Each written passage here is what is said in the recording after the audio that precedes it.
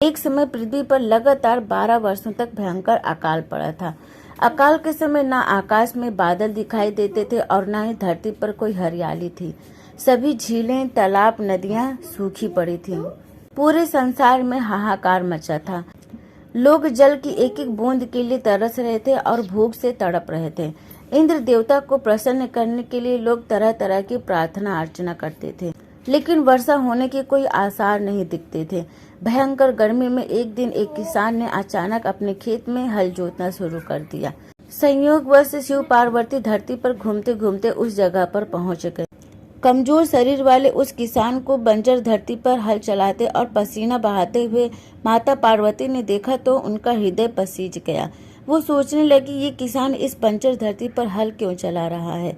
हल चलाने का तो कोई लाभ नहीं होगा। इसी सोच में डूबी माता पार्वती से शिवजी बोले, देवी पार्वती, क्या सोच रही हो? पार्वती माता बोली, प्रभु, पिछले कई वर्षों से अकाल पड़ा हुआ है। बिना बारिश के इस बंजर धरती पर कुछ भी तो नहीं उगेगा। लेकिन फिर इस किसान को क्या पड़ी है जो भयंकर गर्मी में धरती पर हल चला रहा है? इससे वह स्वयं भी परेशान है और बेचारे भूखे प्यासे बैल भी परेशानी में हैं। क्या इस किसान को लगता है कि वर्षा होगी? शिव जी बोले, नहीं, इसे कोई पूर्वाभास नहीं है कि वर्षा होने वाली है। अकाल के 12 वर्ष का समय व्यतीत हो जाने से इसे इस बात का भी आभास है कि भविष्य में वर्षा होने का कोई संकेत नहीं है। पार्वती ने शिव की बात काटते हुए कहा कि फिर ये व्यक्ति मूर्खता क्यों कर रहा है? माता पार्वती की शंका का समाधान करते हुए शिवजी बोले, यह व्यक्ति मूर्ख नहीं है, इसे सब कुछ पता है।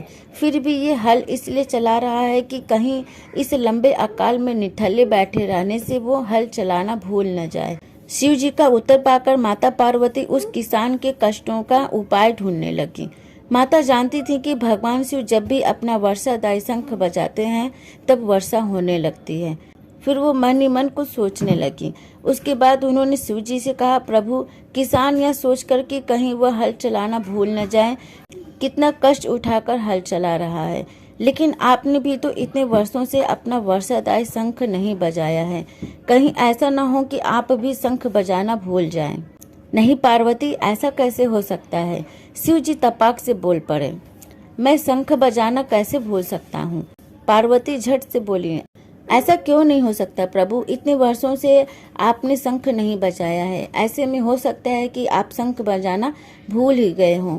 नहीं पार्वती, मुझे शंख बजाना आता है और मैं अपना शंख बजाना ना तो भूला हूँ और ना कभी भूल सकता हूँ। शिव जी ने पार्वती की शंका को दूर करने के लिए कहा। कहने लगी, प्रभु, यदि ऐसा नहीं है तो एक बार बजाकर क्यों नहीं देख लेते? पार्वती की बात सुनकर शिव जी को लगा कि वो संदेह में गिर गई हैं। उनके संदेह को दूर करने के लिए उन्होंने तुरंत अपनी झोली से वर्षादायी शंख को निकाला और पूरे वेग से उसे बजाने लगे। बस फिर क्या था, शंखनाद होते ही पूरे आकाश में बादल घिर आए।